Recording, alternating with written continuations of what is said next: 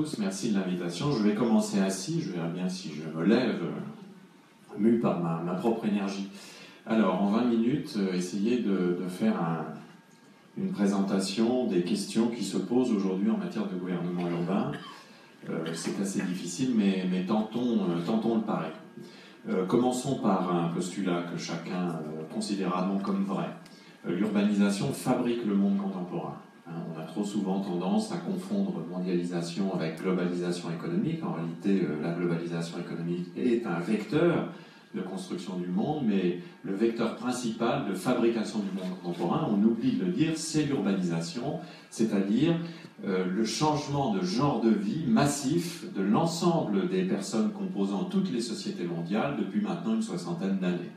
Donc, plus de 50% de la population mondiale aujourd'hui réside en ville, 57%, ça sera 70% vers 2050. C'est une rupture décisive dans l'histoire de l'humanisation de la planète. Nous sommes restés pendant des millénaires finalement dans un monde qui n'avait pas tellement la conscience d'exister en tant que monde et qui était plutôt un monde de ruraux. Et bien depuis maintenant quelques décennies seulement, puisque en 1900 il y avait encore à peine 12% d'urbains. Donc nous sommes passés en quelques décennies à un monde massivement urbanisé, et cette urbanisation n'est pas simplement un processus géographique de transformation des paysages, c'est un processus de bouleversement des sociétés. Les genres de vie sont changés, les cultures sont modifiées, l'économie n'est plus la même, les systèmes politiques doivent évoluer, les médias s'imposent, etc., etc. Donc considérons que la chose est vraie, elle est vraie, et considérons que de surcroît, on sait aujourd'hui que les organisations urbaines, je préfère utiliser cela au mot ville, parce que ville ne correspond plus tout à fait à ce que nous avons à décrire. La ville, c'était une entité qu'on pouvait facilement délimiter, facilement circonscrire, facilement repérer, même à l'échelle d'une petite métropole mondiale comme Lyon. Où commence et où s'arrête Lyon, c'est une question que si je vous la posais, nous passerions toute la soirée à essayer de résoudre, et d'ailleurs nous n'y parviendrons pas. Donc la ville est un mot qui ne correspond plus exactement aux réalités que nous avons à affronter et au sein desquelles vous avez à agir en tant qu'acteur urbain. Donc je préfère parler d'organisation urbaine. Les organisations urbaines sont aussi les lieux où se produisent aujourd'hui les richesses, où le maximum de valeur ajoutée est produit. Contrairement à ce que l'on croit, l'urbain n'est pas prédateur. On entend souvent en France l'idée que les métropoles seraient prédatrices, coûteraient de l'argent, voleraient des richesses. Non, en réalité, les villes, entre guillemets, c'est ce qui produit les richesses qui sont redistribuables ailleurs. Et c'est vrai partout au monde. C'est là où se produit la valeur ajoutée, et c'est là aussi où s'inventent les nouvelles manières de produire de la valeur. Ce qui est sans doute encore beaucoup plus important, puisque cette urbanisation du monde dont je vous parle, c'est aussi, rappelons-le, c'est aussi la période de sortie de l'industrialisation. De l'industrialisation au sens classique du terme, c'est-à-dire celle qui s'était mise en place à partir de 1750, dans le cadre de la fameuse révolution industrielle que nous avons tous et toutes appris à l'école, et qui finalement s'est pratiquement arrêtée en 1950. Il y a eu une parenthèse industrielle dans l'histoire du monde. Ça ne veut pas dire qu'il n'y a plus d'industrie, mais ça veut dire que l'industrie classique n'est plus l'élément décisif de production de valeur ajoutée. Nous le savons bien, et vous le savez d'ailleurs mieux que moi encore, puisque vous êtes souvent des acteurs économiques, beaucoup plus qu'un universitaire comme moi peut l'être. Donc nous partons de cette idée que l'urbain concentre aujourd'hui un maximum de mutations, et que l'urbain est aussi sans doute un lieu où des problèmes naissent, mais aussi beaucoup de solutions peuvent être inventées. Aussi une manière de dire qu'il ne faut pas forcément considérer l'urbanisation comme un drame, comme une catastrophe, comme une calamité. Oui, l'urbanisation pose des problèmes, de surcroît dans un monde qui, en 150 ans, est passé d'un tout petit peu plus d'1 milliard d'habitants en 1900 à quelque chose qui sera aux alentours de 10 milliards d'habitants en 2050. C'est différent de faire monde à 1 milliard d'habitants et de faire monde à 10 milliards. Je le rappelle, c'est une donnée de base qu'il faut toujours avoir en tête. Donc il y a nécessairement des problèmes, des difficultés. Il n'y a pas dans l'histoire de l'humanité des moments où il n'y ait pas eu de problèmes et de difficultés. Mais il se trouve qu'on peut faire le pari que l'organisation urbaine, c'est aussi un endroit où l'on trouve des ressources, et en particulier cette ressource inépuisable qui s'appelle l'intelligence. C'est un pari optimiste, mais je le fais. Cette ressource inépuisable qui s'appelle l'intelligence, pour pouvoir régler, trouver les solutions aux problèmes, en admettant peut-être qu'à chaque problème, il y a plusieurs solutions. Peut-être qu'il faut que nous apprenions aussi à sortir de l'exclusivisme de la solution qui correspondrait au problème. Il y a eu dans la Réacteur de l'économie une magnifique interview d'Edgar Morin qui rappelle que accepter la complexité, c'est aussi refuser la réponse simple aux problèmes complexes. Donc, cet urbain-là, à quoi fait-il face aujourd'hui? Très rapidement, quatre problèmes. Un problème social, à l'échelle mondiale, ce sont des problèmes mondiaux. Un problème social. Oui, l'urbain produit des richesses. Oui, tendanciellement, on le voit lorsqu'on examine les études de l'ONU, en particulier dans le cadre de l'agenda mondial de lutte contre la pauvreté, tendanciellement, la proportion de population pauvre a tendance à stagner à la baisse depuis 30 ans. C'est-à-dire la part des pauvres a tendance à diminuer, mais en valeur absolue, il y a toujours plus de pauvres parce que la croissance est forte.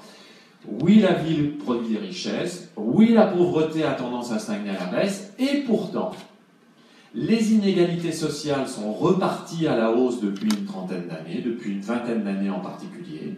Le succès du livre de Thomas Piketty est un symptôme de la prise de conscience, de la reprise des inégalités sociales. Ça n'est pas que les pauvres soient plus pauvres, c'est que les pauvres s'enrichissent relativement, mais les riches deviennent beaucoup plus riches, et nous arrivons à des points où, dans beaucoup de sociétés urbaines, les tensions sociales ne sont plus des éléments de dynamique des sociétés, parce que les inégalités sociales peuvent aussi être des éléments de dynamique des sociétés, mais les tensions sociales deviennent des éléments de crise. Donc nous aurons tous à régler la question sociale. Il ne faut pas croire que nous pourrons traiter les problèmes urbains dans les 30 prochaines années en nous extrayant de cette question première qui est la question sociale. Il va falloir que nous trouvions des solutions aux problèmes sociaux. Et là encore, les solutions sont sans doute à inventer, parce qu'on peut bien considérer que la vieille solution qui consisterait soit à recycler à l'infini le welfare state, soit à recycler les vieilles idéologies égalitariennes qui, en réalité, ont toujours montré une relative impuissance, et même une impuissance assez certaine, à traiter la question de la justice sociale, soit à continuer aussi de manipuler l'idéologie libérale des années 80-90, qui, elle aussi, a montré qu'elle accentuait plutôt les inégalités. Nous savons qu'il va nous falloir inventer de nouvelles solutions. Peut-être se trouve-t-elle du côté du livre de philosophie le plus commenté au monde, on l'ignore souvent en France, le livre de philosophie le plus commenté au monde, c'est Theory of Justice, du philosophe américain John Rawls, qui est l'auteur d'un seul livre, écrit à 53 ans, et qui a ensuite commenté son livre pendant 25 ans, et c'est l'ouvrage de philosophie le plus commenté au monde, c'est un des ouvrages les plus commentés au monde, parce qu'il pose des principes de redéfinition de la justice sociale à partir de quelques adages comme celui de comment donner le plus à ceux qui ont le moins relativement à une situation sociale, et c'est quelque chose de tout à fait fascinant. Deuxième problème que nous avons affronté, vous me faites coucou quand j'arrive à peu près à 20 minutes, autrement le lapin du Racel ne s'arrête pas.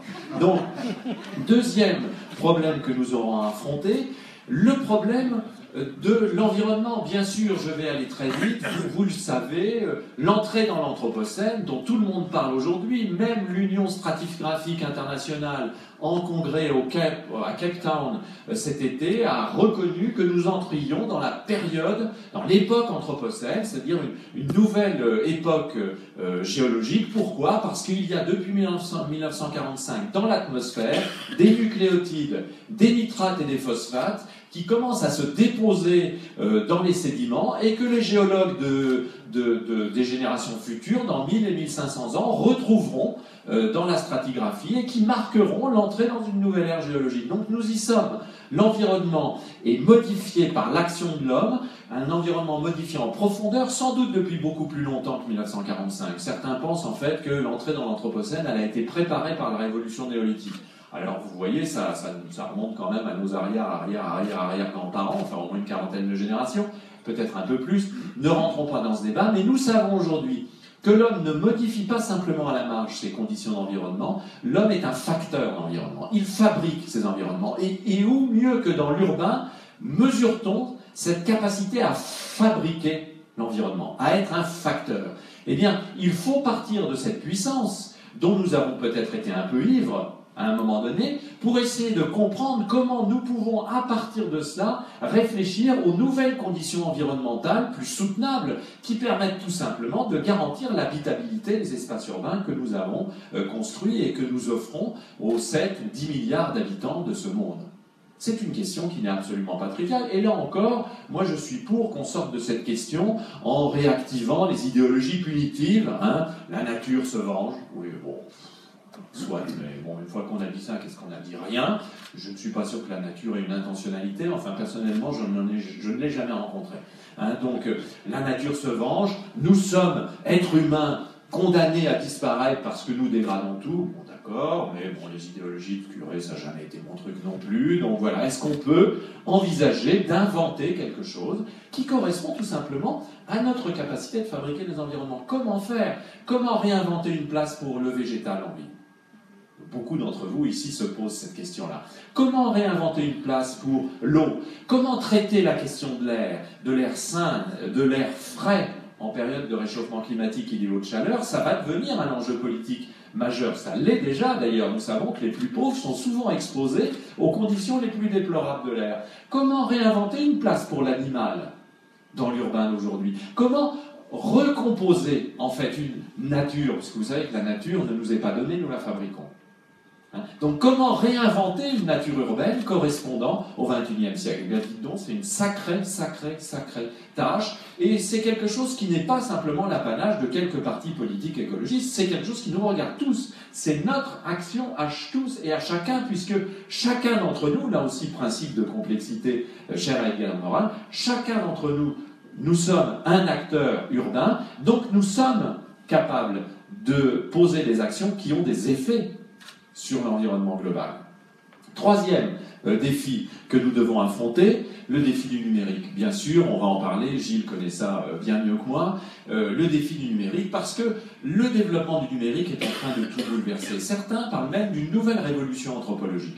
Il y a 30 ans, quand j'ai commencé à faire ce métier, on parlait encore, avec prudence, de la chose suivante. Y aurait-il la possibilité pour les nouvelles technologies d'information et de communication de changer un peu la manière dont nous aurons de communiquer avec autrui? À cette époque-là, on disait peut-être qu'un jour aura-t-on des téléphones qui bougeront avec nous. Enfin voilà, on n'était absolument pas capable de comprendre ce qui s'est passé en quelques années. Rappelez-vous, le smartphone, c'est 2004. Aujourd'hui, vous voyez les jeunes de moins de 20 ans, on a l'impression qu'ils sont nés avec. Hein, que c'est greffé sur eux. Lorsqu'ils le perdent, c'est pire que de perdre leur doudou.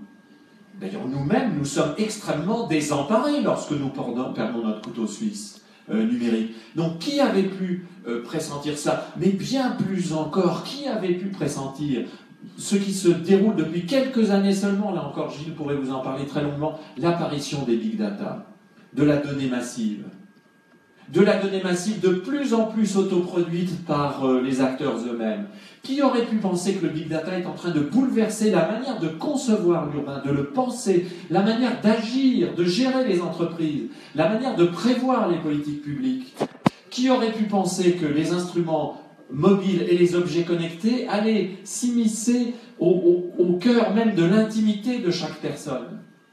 Qui aurait pu penser que les systèmes d'intelligence artificielle allaient prendre l'importance qu'ils sont en train de prendre, avec cet élément spectaculaire de ce système d'IA à moissonnage profond qui a battu les meilleurs joueurs de Go, sauf peut-être le meilleur, je crois, qui n'a pas encore été tout à fait battu, ou qui va l'être, ou qui le sera, s'il a dû l'être. Hein, oui. Donc tout le monde a été ratatiné par Deep Blue, et c'est normal, et ces systèmes d'intelligence artificielle se développent. Pensez donc qu'aujourd'hui, si mes renseignements sont bons, 2 systèmes d'intelligence artificielle ont pu communiquer entre eux dans un langage que n'ont pas compris les concepteurs de ces systèmes. Bon, ça fout un peu les jetons, hein, quand même. Hein. Pour ceux qui ont, comme moi, été biberonnés à 2001 Odyssée de l'espace, ça fait quand même un peu peur. Vous savez qu'il y a des roboticiens spécialistes de systèmes d'intelligence artificielle qui sont en train de créer une nouvelle science qui est la science évolutionniste des robots. C'est-à-dire, on met des robots d'intelligence artificielle dans un endroit, puis on les laisse, et puis on regarde ce qui se passe. Et bien, dites donc, on s'aperçoit qu'ils évoluent. Et c'est une évolution peu ou prou darwinienne. Alors ça aussi, ça fout les jetons. Hein, donc, mais en même temps, quelle ressource, quel potentiel. 5 minutes, c'est plus qu'il n'en faut. Comment arriver à comprendre cette potentialité? Le dernier problème que je voudrais évoquer est un problème peut-être un peu différent. Cet urbain de plus en plus puissant, mais aussi de plus en plus fragile environnementalement, de plus en plus exposé socialement, de plus en plus travaillé par la numérisation en profondeur des sociétés, c'est aussi un urbain où on constate quelque chose d'assez étrange. Quelque chose qui commence à ressembler à une crise culturelle, une crise de l'habitation, une crise de la relation que nous avons à l'espace que nous habitons. En 1940, Simone Veil, une grande philosophe française, écrivait, catholique, pas la Simone Veil, homme-femme politique, mais la philosophe, écrivait un livre étrange, juste avant de mourir, qui était le premier texte d'une série qu'elle voulait consacrer à l'esprit humain, qui s'appelle Le Déracinement. Et elle posait le problème de sociétés dont l'évolution contribuait à déraciner les individus, à leur faire perdre leurs repères. L'urbain n'est-il pas en train de devenir, tant il est mondialisé, sans feu ni lieu, comme on disait jadis? Ne sommes-nous pas face à des populations qui sont de plus en plus dans une sorte de malaise? Où habitais-je?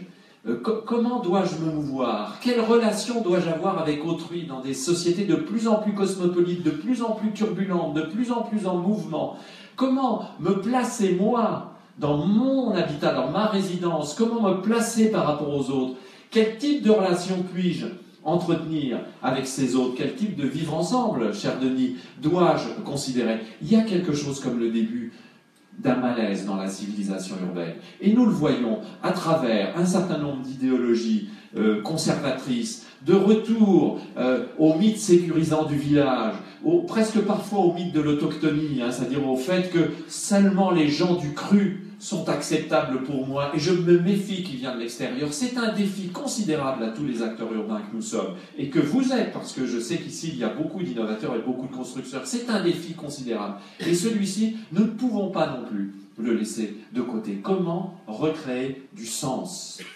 Ce qui a été très bien dit par Denis tout à l'heure. Comment créer du sens pour la vie en commun dans ces ensembles urbains de plus en plus vastes? Ça n'est pas une question résiduelle. C'est une question centrale. Et c'est une question politique, comme la première, la deuxième et la troisième le sont. Alors, conclusion en 1 minute 30. Quel impact sur les gouvernements urbains? Alors là, je vais la faire courte, parce que là, il me faudrait 4 heures, mais ça sera pour une prochaine fois. Eh bien, la conclusion que je donne en général, c'est que tous les systèmes de gouvernement anciens sont obsolètes. Ils sont débordés. Ils ne correspondent plus à rien. Par charité bien ordonnée, nous n'allons pas parler du système français, qui est complètement inopérant par rapport à ce qu'est la réalité urbaine. Peut-être à Lyon sommes-nous d'ailleurs dans une situation extrêmement rare en France, puisque la métropole de Lyon est un objet singulier dans le paysage français, qui correspond un peu plus à la réalité de l'ère urbaine lyonnaise. Mais enfin, je vous rappelle que si j'étais conseiller géographe du Prince, pour lui dire quel est le bon périmètre pour la métropole lyonnaise, je ne me serais pas arrêté aux 59 ou 60 communes de la métropole.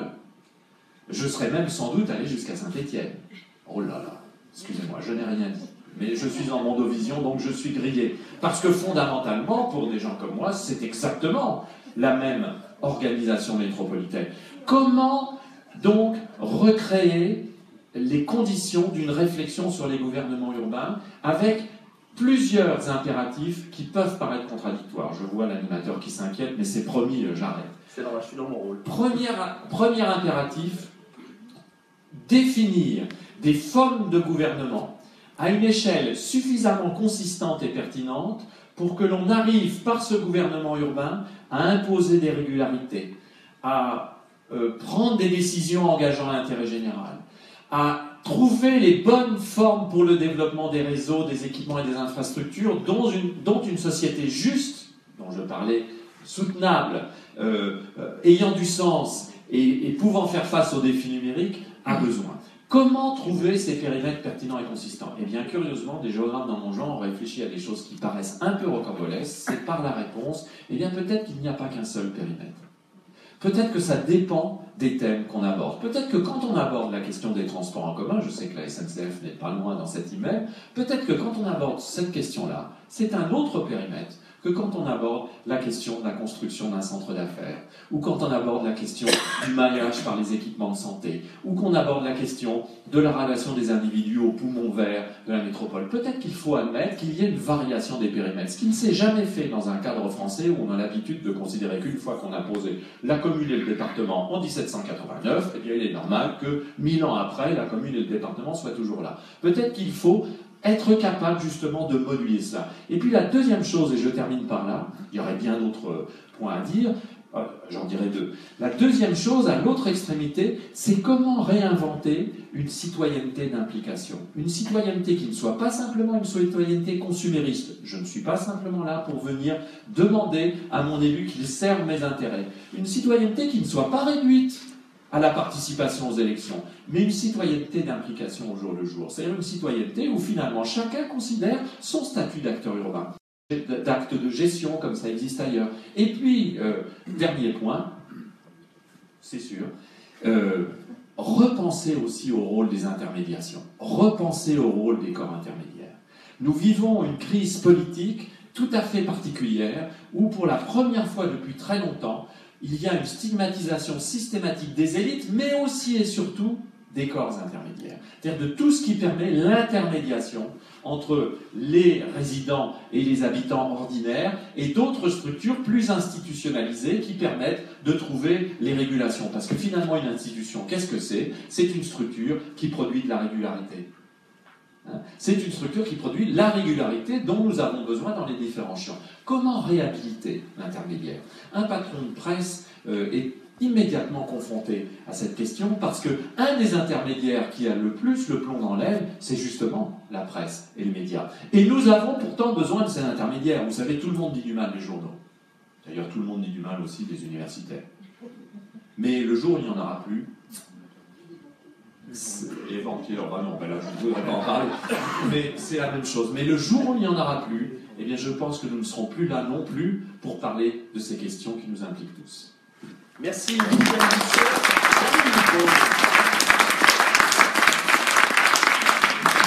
Félicitations, en tout cas, nous avons tenu le timing, ce qui nous laisse le temps de vous laisser la possibilité de poser une ou deux questions. Alors bien sûr, vu le temps, c'est une question peut-être courte et précise sur un des points que vous aimeriez voir prolongé par Michel Busseau.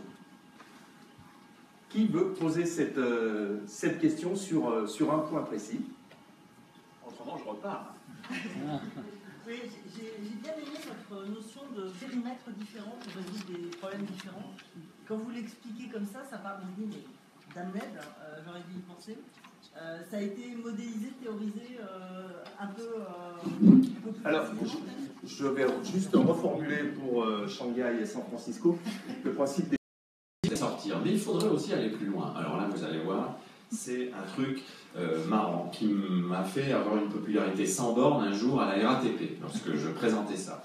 Je disais à la RATP, mais en fait, c'est quand même curieux. Aujourd'hui, à Paris, il y a plusieurs centaines de milliers, même de millions de personnes qui se déplacent. Ça veut dire que les habitants de Paris intramuros, et les habitants de toutes les communes, ce sont évidemment les résidents, mais ce sont aussi les passants. C'est-à-dire, moi, j'habite Paris 2 fois par semaine. Vous aussi, sans doute. Parce que j'arrive, gare de Lyon, je prends le métro, je passe, j'utilise les services, je peste, en bon français, je râle, mais aussi, j'ai des aménités, si j'ai un accident, je peux me faire soigner à l'hôpital, je vais au théâtre, à l'opéra, dans des centres d'art, dans les écoles d'architecture, oui, il m'arrive de faire des infidélités à l'école d'architecture de Lyon, dans des universités. Donc, je suis aussi un habitant de Paris, quand j'utilise les réseaux de transport. Alors comment se fait-il que ces réseaux de transport qui charrient tous les jours des millions de personnes et qui font que ces personnes cohabitent avec les résidents dans les communes qu'ils traversent, comment se fait-il que dans ces réseaux, il n'y a aucune représentation politique? Ces objets sont dépolitisés. Ils sont complètement technicisés. Leur politisation ne vient que de manière extrêmement détournée à travers des syndicats, des structures extrêmement complexes. Le commun des mortels n'y comprend rien, et même quand on regarde de près, des fois on n'y comprend rien.